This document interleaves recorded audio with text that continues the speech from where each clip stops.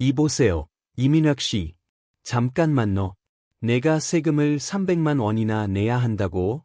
나요? 나 평생 공과금 한 번 밀려본 적 없는 사람이에요.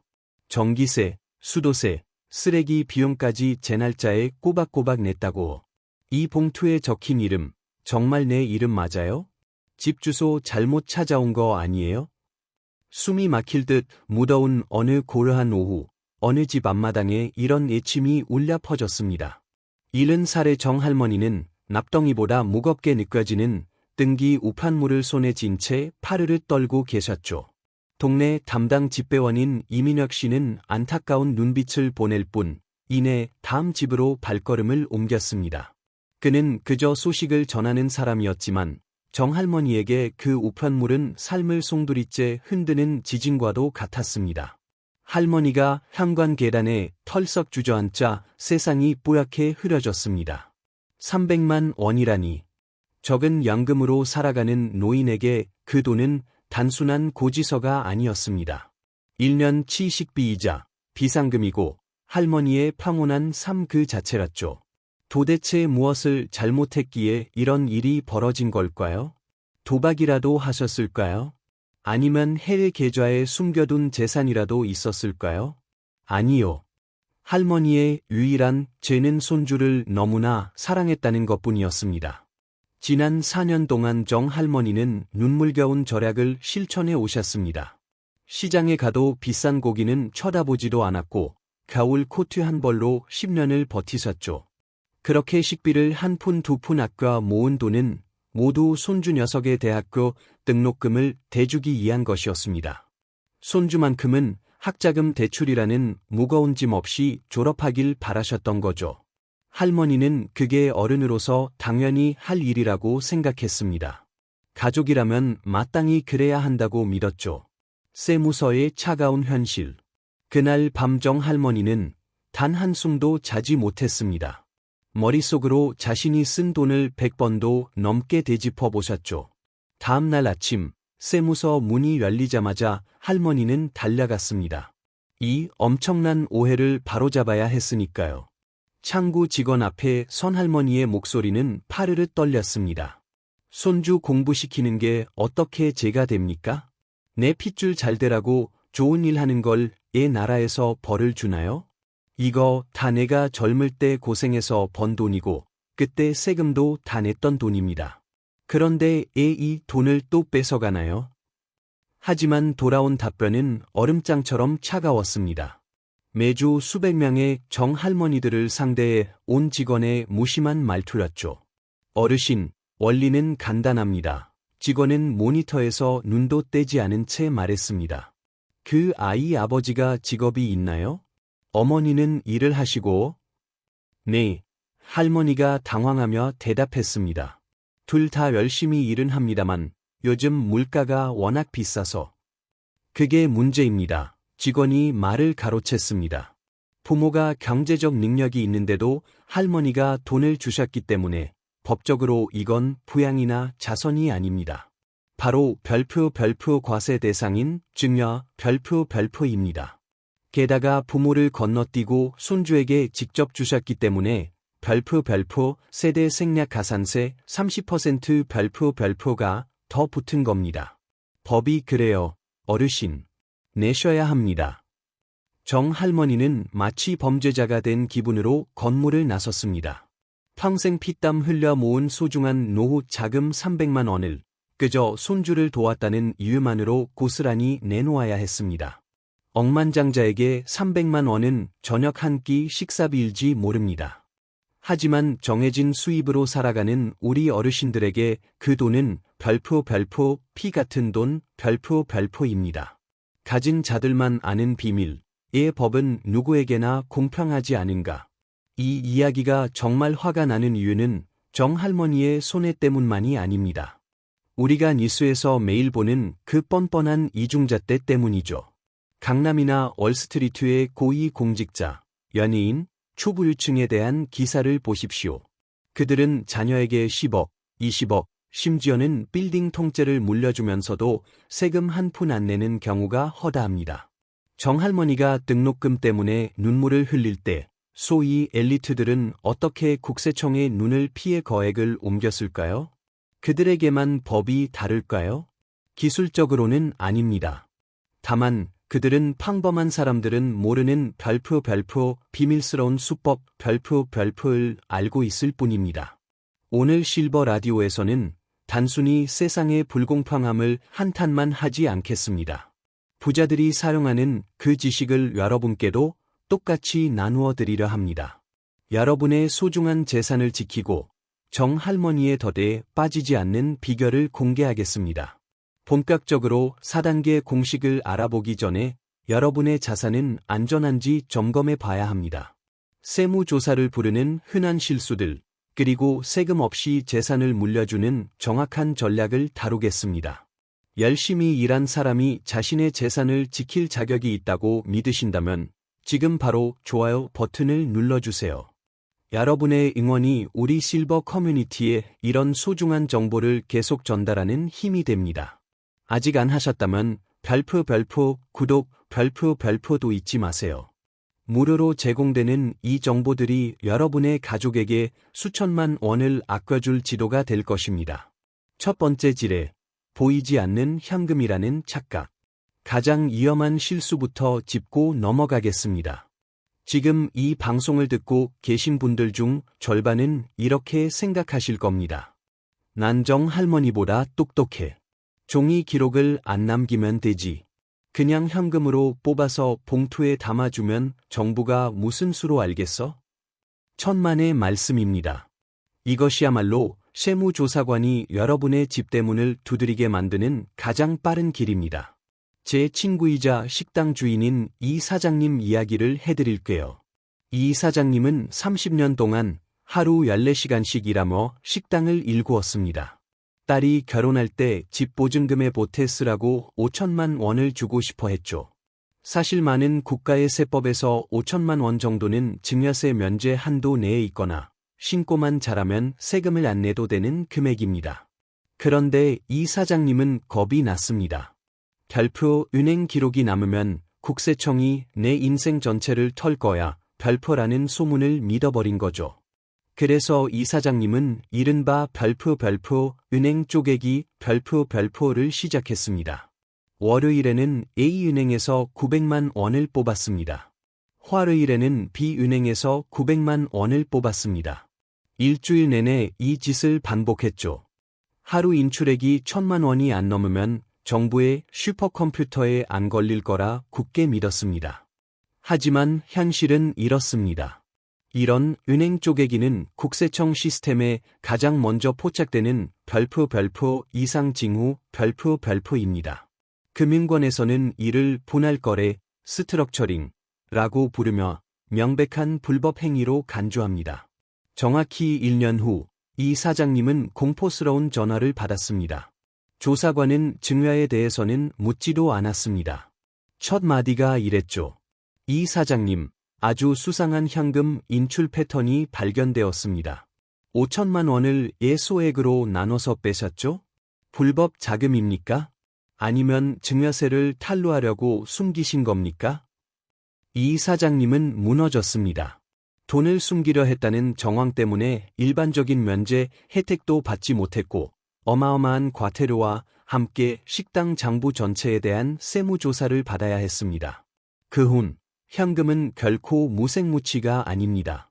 디지털 시대에는 통장에서 돈이 나간 흔적만으로도 모든 것을 추적할 수 있습니다.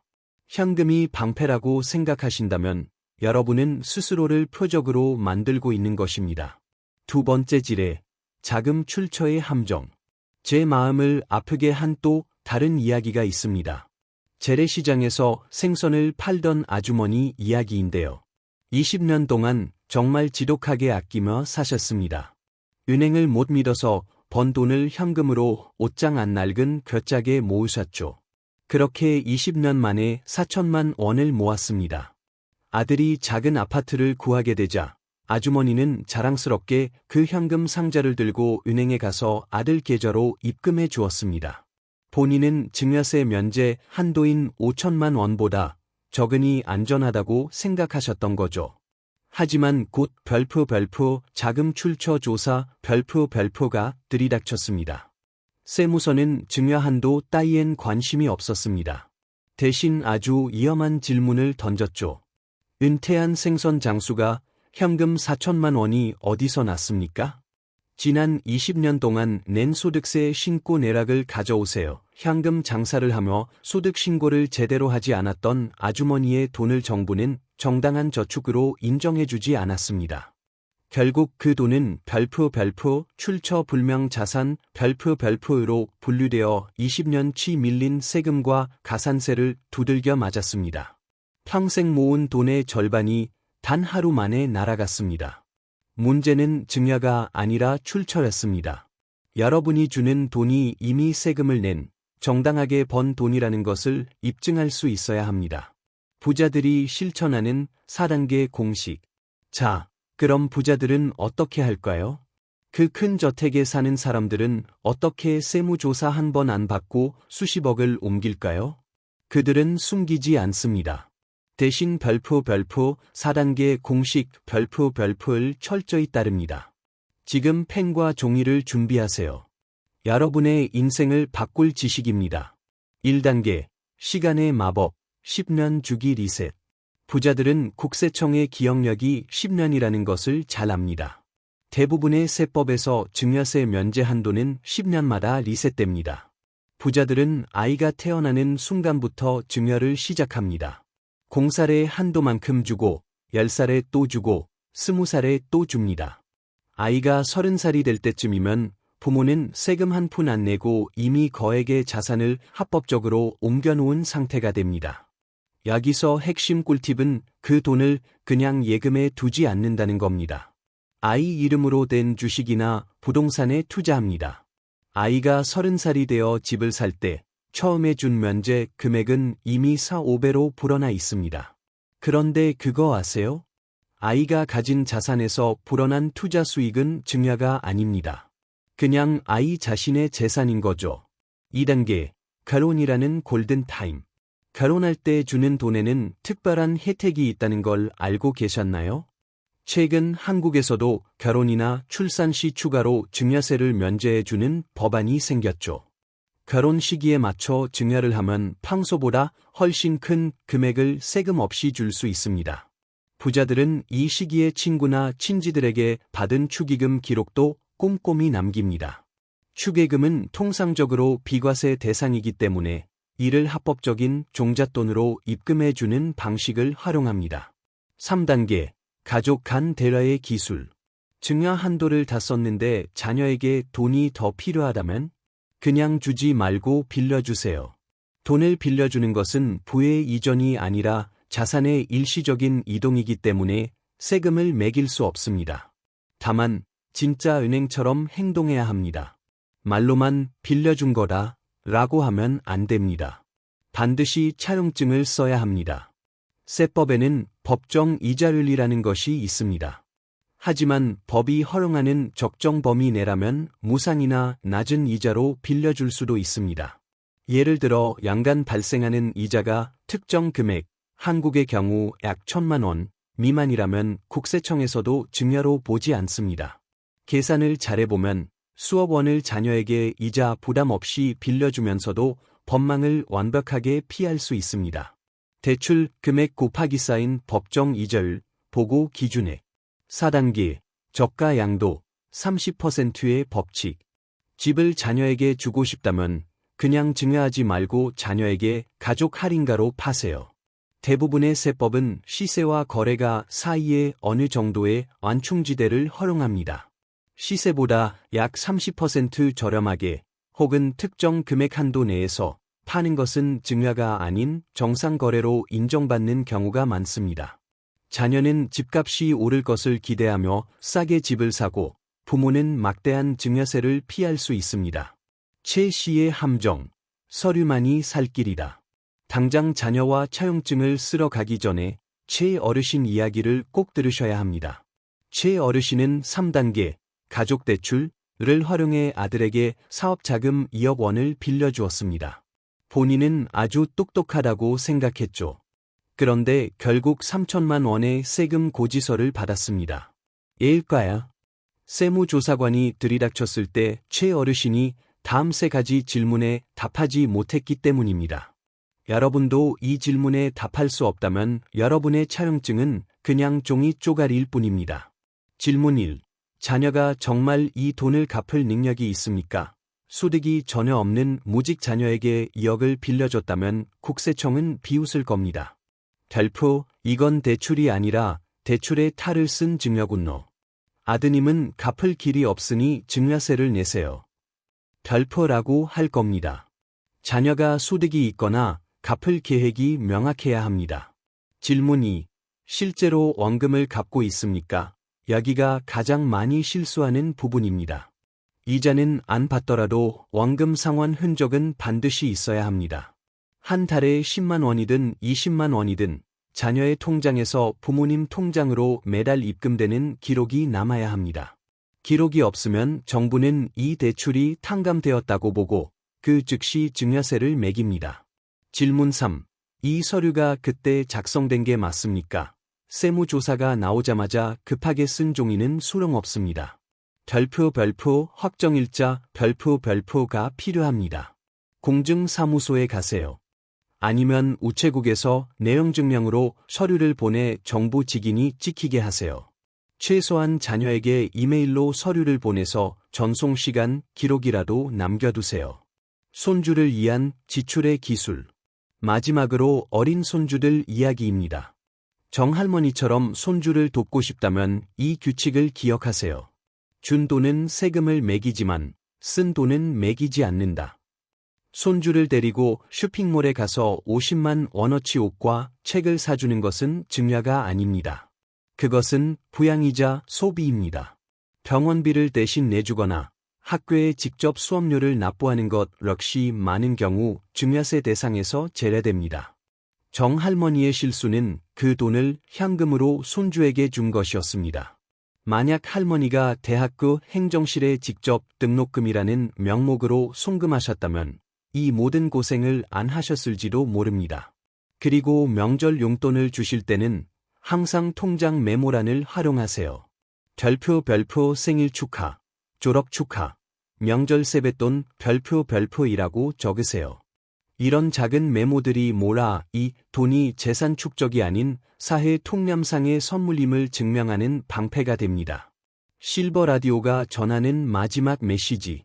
오늘 참 많은 내용을 다뤘습니다. 복잡하고 어렵게 느껴지실 수도 있습니다. 가족을 돕고 싶은 분인데 이렇게까지 해야 하나 싶어 서글픈 마음이 드실 수도 있고, 하지만 기억하세요.